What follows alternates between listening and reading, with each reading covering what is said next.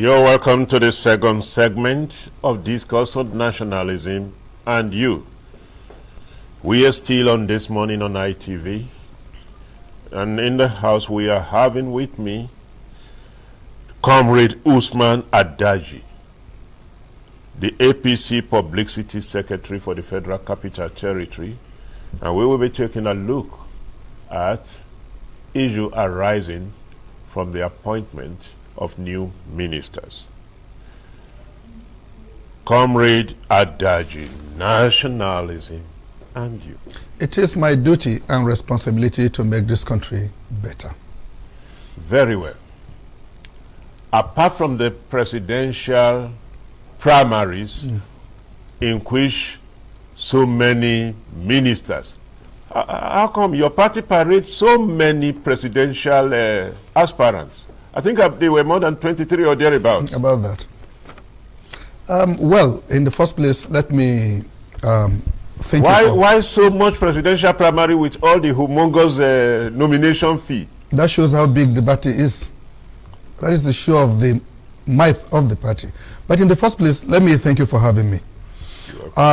What we had at that primaries, and then having to see several presidential aspirants, was a way of ensuring that we have a better democracy going forward. In the first place, before now, each time a political party parades aspirants for governorship election, presidential election, what happens at the end of the day is that once a candidate emerges, the party returns back to maybe the governors, maybe the local government chairman, or those who are in position of authority to sponsor the elections and what have you. But in the case of APC, with the wisdom of the present national chairman, he saw that you can even have what we call fundraising in an election like this, even before the election itself. So what you saw was that if I have 30 interested aspirants, the party itself did everything possible to deprive too many persons from winning election, and that informed having that bar of 100 million for presidential aspirants. So if you not have that much, why not throw yourself into that election? And if you are so good an aspirant, of course, and then the people want you to be their president or to be elected as president, of course, they will rally around you like it does happen in America and other states. I mean, contribute 10 naira, 20 naira, 30 naira. You can raise that much and then get the fund for you, like it happened in so many cases. So what the party has done was, in a way, ensuring that they do not go cap in hand to meet any governor or any bourgeois financially, cap in hand, to ask for support or to ask for sponsorship in the election. Now the party, having raised little money from the sales of funds and whatnot, can stand on its own and take decision and decide on what should be right and what will be right for Nigerians. So of course that informed what you saw. And the people who contested, a lot of them didn't buy this form for themselves. People who believed in them put money together, put resources together and said, look, we want you to run.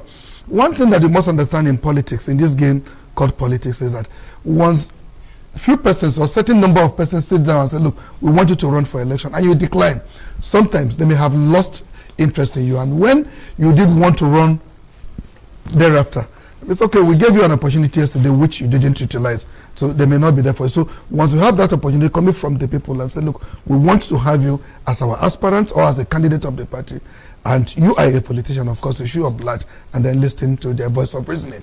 And that is exactly what you saw. Many Nigerians will tell you that those people that claim that people contributed and bought those funds for them, it was because of their advantageous positions in government and officialdom. Well, your take on this? Well, when you say advantageous positions, I don't know whether if you are in power, if there's anything wrong in empowering people when in power. If I am a minister, for instance, and you are a businessman, and I have been able to allow you, haven't had your, what do you call it, a company go through the due process of ensuring contracts, and you're able to make 1 or 2 naira, and you are better than when I came in. I don't see any reason of if you come back to show an appreciation in the course of putting resources together to make me better, having seen my interest in developing the people. I don't see that as anything wrong. You don't see that as part of corruption? If you say corruption, because governmental ethics does not allow people who are still serving to collect some certain level of gratuity. That was not a bribe. That is not a bribe. Gratification. That is not a bribe. Let me give you an instance. I walk into this studio, and then you invited me to this program, and I have the program. And at the end of the program, I am walking out of this place, and I see a security man by the gate, and I appreciate him with 200 naira, 500 naira. Do you call that a bribe? He didn't do anything for you. That is different from the minister. He has secured this place. If this place has not been secured, I've been sure I won't be here. So he has contributed in my being here and then being safe to run this program. So if I appreciate him, there is nothing wrong in that. So if a minister, I use the word, haven't gone through a due process of ensuring contracts, award contract to qualified companies, and these companies at the end of the day decide to say, look, Mr. Minister, we have seen what you have done in the last 3 years, and we are convinced beyond reasonable doubt that you are a good material for a better assignment. Please, we want to put resources together as friends and associates to pick the nomination form for you to run. You don't call that bribe. You didn't influence them. You didn't ask them to. But on their own, they have seen your antecedents ab initio and are convinced that you can be a better person going forward, or a better leader democratically going forward. And they say, we want you to run for this. You don't call that bribe. Of course, that is appreciation of people who want you to be a leader of a larger society. The president have just forwarded names of some would-be new ministers to the Senate. Yeah. What is your take on this? Well, that is the right thing to do. He did promise ab initio that he was going to appoint as quickly as possible replacements of those ministers. And that is exactly what he has done. So that is a step in the right direction. Now, taking a look at the situation that many of the ministers who purchased for governorship, and including the central bank governor and the rest of it, all of them retracted before the primaries and they didn't go and they maintained their position. And some other ministers went and they failed woefully in the aspirations and the rest of it. And there is a report that they are even lobbying to come back and things of that nature. And knowing that President Muhammadu Buhari has been one person that has come all along the journey with the known faces of the minister, none of them were being changed as a result of anything apart from one or two that he did in the past and things of that nature. Taking those into consideration, is it possible that those who failed their election can be reabsorbed as they are putting pressure? It is not out of place, but in the first place, the names submitted, I want to be corrected here. How many of them have their names on that list? That is number one. Number two, even if they do, it is their right for a reappointment.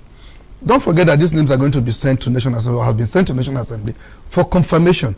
If any of them is reconfirmed to return, that is a new and fresh appointment, away from what they had. You resigned from an appointment for the fact that you want to seek a higher office.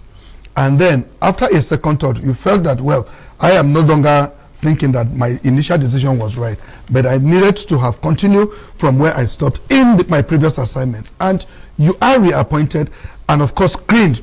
Having passed through the screening successfully, of course, there's nothing wrong in that.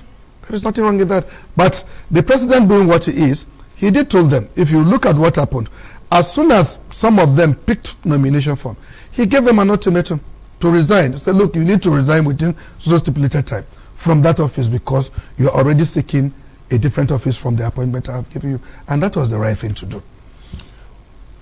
How would you, what is your understanding of this system? Because if you look at former President Obasanjo and even Jonathan that stayed there six years and the rest of it, there were routine change of ministers and things of that nature. But President Muhammadu Buhari has been one president that worked all the slog with all the ministers. What is your take on this? Well, and is it that those ministers were so spectacular that they could not be let go and the rest of, why haven't there been changes? Well, if you ask me, I'm a member of the ruling political party. Selfishly, I would say it wouldn't have been the right thing to do. Selfishly, because I also want to be appointed as minister. So if one person does not leave, of course, the other person won't come in. That is that. But then, on a broader perspective, I don't think there is anything wrong with continuity in government. I don't think there is anything wrong with consolidation in governance. In National Assembly, for instance, the mistake we do most times is not returning our senators or our members of the National Assembly. That would make them, most times when you return them, not most times, if you return them, there's what we call cognate experience. They get more experience on the job. They get to improve on what they have done previously. Now, that is the only way democracy can strive.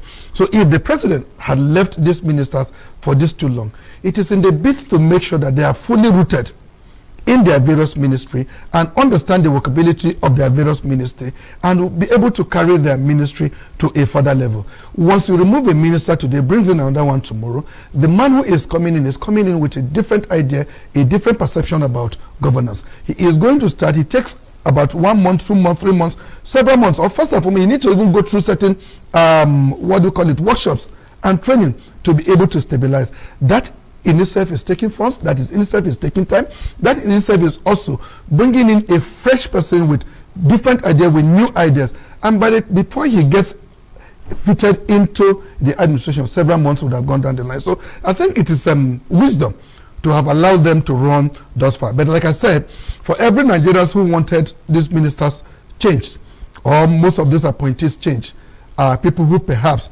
would have been selfish in their thinking because, of course, they may possibly be lobbying for those positions. If one has to go with this your analysis, yes, of the that you just made, yeah, then wouldn't it have been better that he recalled those who failed their primaries and reappoint them instead of going for fresh hands? In the first place, they have resigned willingly. They were not compelled to resign. The president may have several other persons too who are as qualified as those who have been serving as minister, or even more qualified. But for the fact that he had wanted consolidation, he had wanted to allow continuity, to allow them to understand the terrain in which they are working and, of course, work better. May not have given him opportunity to appoint some other persons who, of course, have better idea or similar idea to those who are in power. So now an opening has availed itself. So, of course, your grace is as good as mine, that he will take some other persons in those runnings. These people left the office. He didn't remove them. So that is vacancy. So once you have a vacancy, definitely you cannot run away from the fact that you need to bring in other hands. And that is exactly what the president has done. Many Nigerians felt that some of those ministers have not performed optimally as ought to be. And in their various officialdom, things that ought to have been revived and the rest of it. For example, our party, our grids, our national grid are collapsing day by day and things of that nature. Our refineries are yet to come online and things of that nature. When you take all of this into consideration, why will someone keep people who are not optimizing performance in place? You know, my problem is this. We don't have any other country apart from Nigeria. Definitely. I am not a fan of traveling out of this country and then remaining out there. Because take it or you leave it, you are going to be more or less a slave in another person's land, but better off in your land. So I see Nigeria as my home. So sometimes when we come on national programs like this, I speak nothing but the truth. And I say the way I feel about it. That is what is expected. And I say the way I feel about it, irrespective of the political affiliations I have. You see, spectators, people who sit down out there and watch football matches, play better than those on the field. Give them opportunity to come in. I'm sure the next 45 hours, that person who has said so much out there may not have even kicked the ball for once. That is what does happen with the issue of governance and those of us who are on the other side. When you say they have performed woefully, it all depends on your assessment. On these ministers, I'm coming, on these ministers, performance is in different forms. If I am a minister, take for instance, a minister for a particular portfolio, on a particular portfolio. Now, what certain persons want from me may not be what others want from me. what matters most is what have you been able to put on the table. Let me give you a certain instance on the Minister of FCT, the Federal Capital Territory, for instance. As we speak today, if you drive around the city of Abuja, you know that development is virtually everywhere. Constructions left, right, and center. A lot of things are happening. But a lot of people are not comfortable with it. So many persons are not happy. What are their reasons for not being happy? The minister does not release money. The minister does not give contracts to people. He does not allocate lands to everybody the way the previous ministers have done. They are not comfortable because what they wanted was a minister that would have been signing lands every now and then, dishing out contracts to whether qualified or unqualified persons left, right, and center. That is what they want. So for the fact that he's not doing that, he has not performed. They are not bothered about the continuation of the administration of the ministry, where he has taken it from the former minister. The roads have been constructed to this point and then he has to take it to the next level and so on and so forth. So it depends on your assessment on the ministry and what you mean by performance in a willful form. Looking at power, you talked about power. The issue of power is not a problem associated with this government. It is not even a problem that was associated with the previous government. The issue of power, as far as I'm concerned, to a very large extent is sabotage. It's sabotage, and except and until you and I begin to see it from that aspect, you and I begin to understand that certain persons, somewhere, somehow, is sabotaging each government that comes in place with regards to power, probably because of their selfish or his selfish interest. Are those people ghosts? Can the government trace them? Don't the government have the machinery? Let me tell you. Somebody said something, and I want to quote. Bring in bring in a clergyman. I don't care the part of religion he belongs to, whether as a Muslim or as a Christian. Let it be that he's the most holiest person around his community, a clergyman, to serve this country. There are certain persons that take it or you leave it. We may know them, we may not know them. They are not holder of any political party's cards, but they decide what happens politically in this very country. If you work with them, they will make you a stooge. If you refuse to work with them, they will fight you from the beginning of your government to the end of your government. Nigerians know them. We know them. Some of them are businessmen. Some of them are very retired persons. When you say government, who are the government? You are the government. I am the government. The government in power is the government. So we are all government. So that is why I say we know them. They have authority. We have people with delegated authority to. The only governor, president. The only thing they have. The only thing they have away from you is authority, signature to sign one or two things. But they are also government. You are also part of such government. I and you, we cannot command security forces to deal with such people that are threat to national stability and productivity. Yes. But they possess such authority. Yes. Are they doing the right thing? Information also matters. I and you can also give informations that will lead to them asserting those authorities. So we are all partners in progress. If information is power, they said. If there are no informations, there is no way people can act on this. So that is why I said all of us are part of this. If I am able to know one or two persons who perhaps are so influential, I use the word influential. There are some people that are bigger than even the state government, but they are individuals. They are here in this country. These are people that you cannot, they are necessary devils. You cannot run away from them, and you can't have them with you. So what you need to do is to be able to manage them as much as possible. That is where I think that except and until all of us as Nigerians, irrespective of political affiliations, comes together to begin to speak in one voice, in unison, it is only then we can deal with these threats of this country. But until then, change political party 20 times, 50 times, 100 times over. What stops me? We talk about political affiliation. What stops me from being in PDP yesterday and then being in APC today and tomorrow being in ABGA? What stops me? Nothing stops me. So if you change the government 20 times over, people who are in politics will always cross carpets from one political party to the other. So you have not changed anything. Except, like I keep saying, all of us comes together under one idea, under one agreement, and say, look, we must fight these distractors, these people who are anti-government, these people who are anti-Nigerians, to a standstill. Except and until we do that, we will continue to rigmarole just the same way we are doing and speaking the same language. These ministers have not performed well, that minister have not done well. During the last 16 years of the PDP government, we said that they didn't do well when it comes to power, when it comes to this, when it comes to that. The APC have had about 7 years. The same language is being spoken about this political party. I don't know what will happen in the near future. But whatever happens, if we don't do what is right, we will still speak this same language we are speaking today. So we must tell ourselves the truth. Nigerians need to come together. Let us drop our religious affiliation. Let us drop our political affiliation, our tribal affiliation. Let's drop them and come down as Nigerians and begin to think of how to deal with the issue that is confronting us. That is what we will do, and we'll make this country better. Agreed. But there are appointments that one can visibly have an expectations that, okay, for example, a minister of petroleum, under the Minister of Petroleum supervisions, Nigerians will not want anything short of their expectation, such as, are the refineries going to work in the next 2 years? If a Minister of Petroleum is in position and after 7 years, refineries are not coming online, those that were shaking at the inception, vibrating as if they want to come online, they went into coma 2 and the rest of it.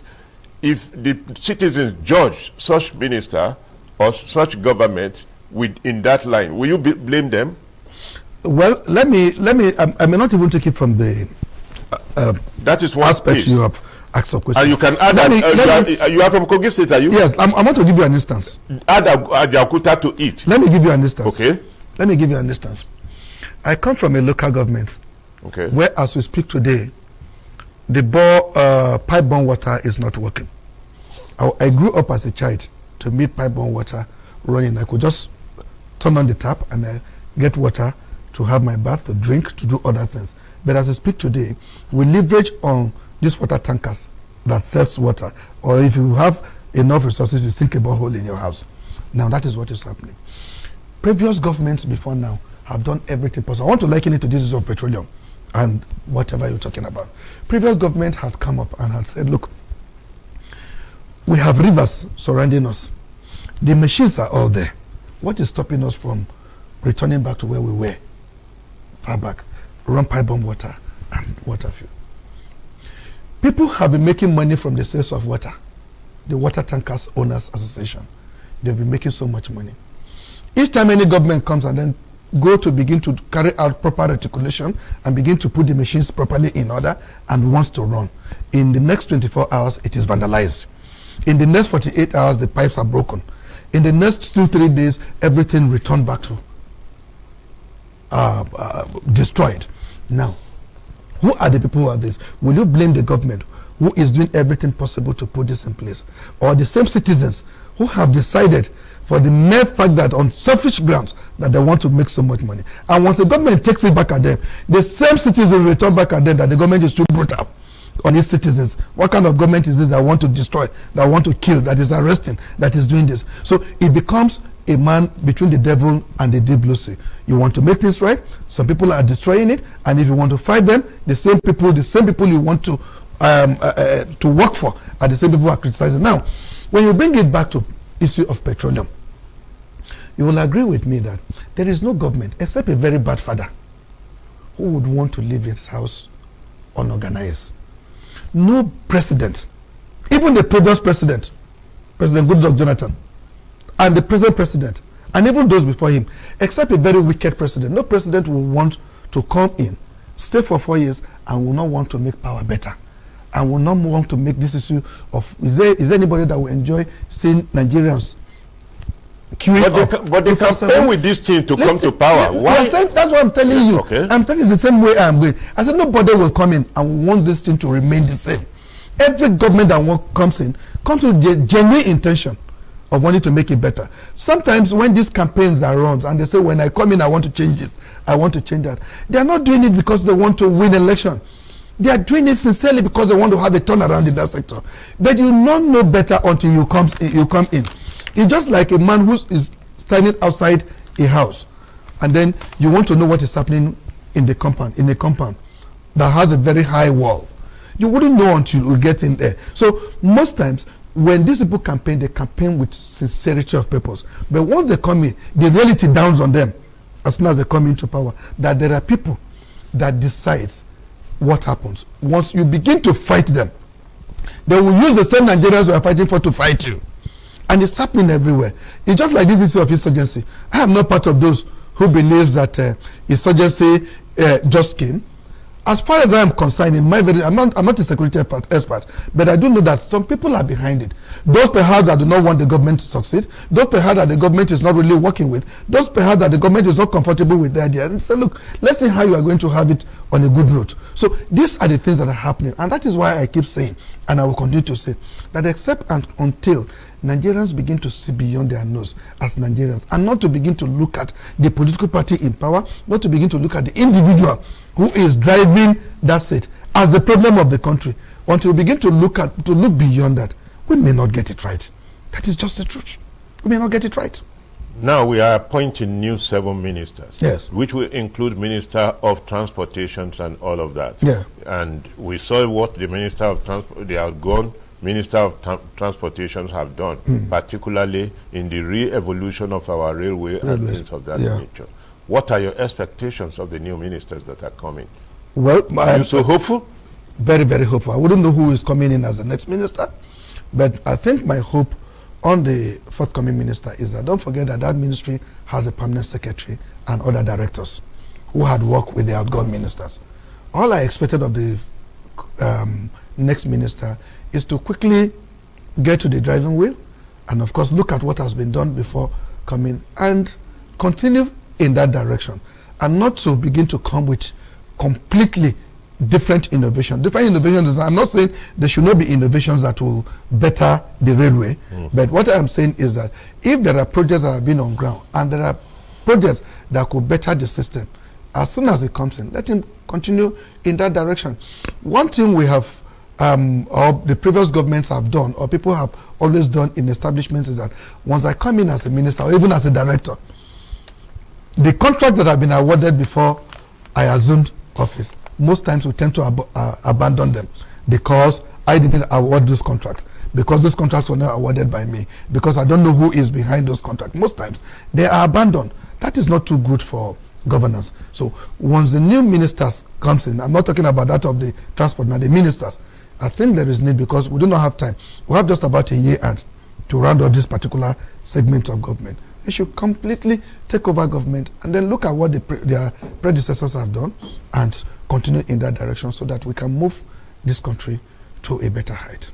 If you have one word for Nigerians, as the government is moving towards rolling up and as we are moving towards a new electoral year and things like that, if you have one word for Nigerians and for the government, what will it be? The word for Nigerians and the government is very simple. An American president did say that once you have a government in place, whether you like that government or not, pray for that government. Because if the government goes down, the entire system goes down. That is what, if the government becomes better, it betters that country. My prayer and my appeal to Nigerians and the government is that unity, one love, togetherness can take us to the next level. We will achieve if we are together. If we are divided, it will be difficult for us to get to where we need to get to. Let's get our democracy to be working better and serving us better.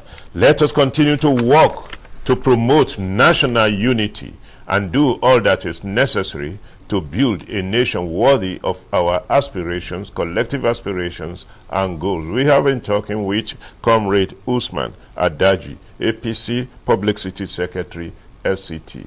Thank you for being our guest today. And we hope when we beckon on you some of the times. Like my friend did say, Mr. Agbo, before he left, I'm also a friend of the house, so I think I will always come in when I'm a pleasure. That is how we rolled up the curtain on today's segment of Nationalism and You. Until next week, Thursday, when we come your way again, keep faith with us. But don't change the channel, because ITV. Certainly the best is loaded for you. I remain your host, Ebenezer Oyetaki.